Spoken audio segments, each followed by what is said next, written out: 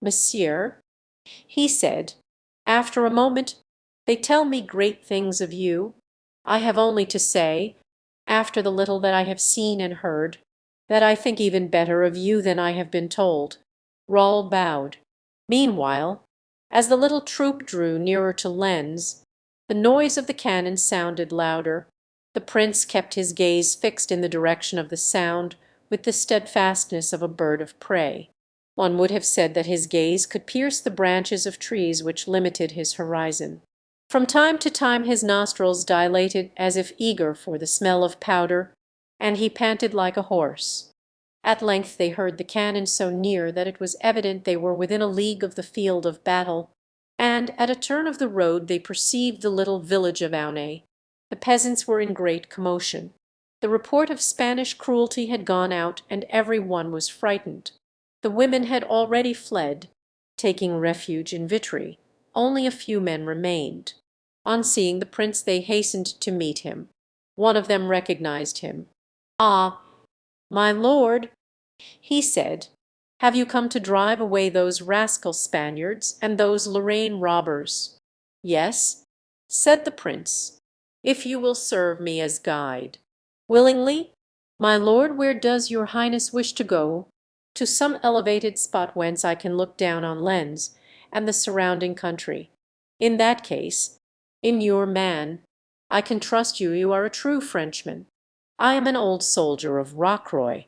"My lord, here," said the prince, handing him a purse. "Here is for Rocroy. Now, do you want a horse, or will you go afoot?" "Afoot, my lord. I have served always in the infantry. Besides, I expect to lead your highness into places where you will have to walk." "Come, then," said the prince, "let us lose no time." The peasant started off, running before the prince's horse. Then, 100 steps from the village, he took a narrow road hidden at the bottom of the valley. For a half league they proceeded thus, the cannon shot sounding so near that they expected at each discharge to hear the hum of the balls. At length they entered a path which, going out from the road, skirted the mountain side. The prince dismounted, ordered one of his aides and Roll to follow his example, and directed the others to await his orders, keeping themselves meanwhile on the alert. He then began to ascend the path. In about 10 minutes they reached the ruins of an old chateau. Those ruins crowned the summit of a hill which overlooked the surrounding country. At a distance of hardly a quarter of a league they looked down on Lens, at bay, and before Lens the enemy's entire army. With a single glance the prince took in the extent of country that lay before him, from Lens as far as Vimy.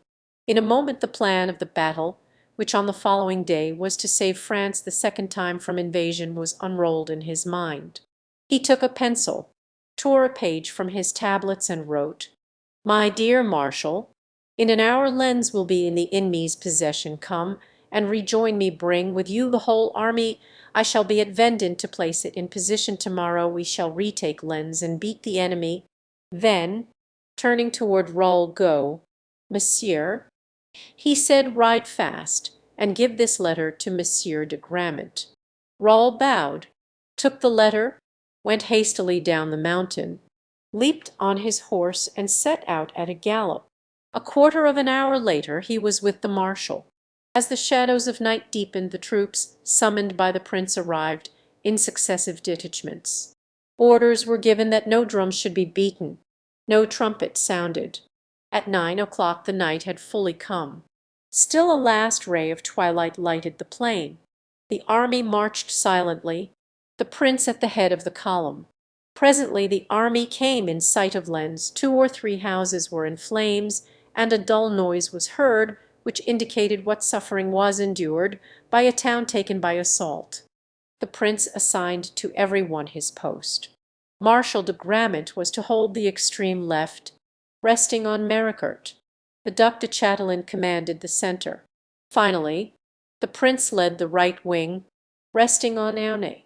The order of battle on the morrow was to be that of the positions taken in the evening. Each one, on awaking, would find himself on the field of battle. The movement was executed in silence and with precision. At 10 o'clock every one was in his appointed position. At 10:30 the prince visited the posts and gave his final orders for the following day.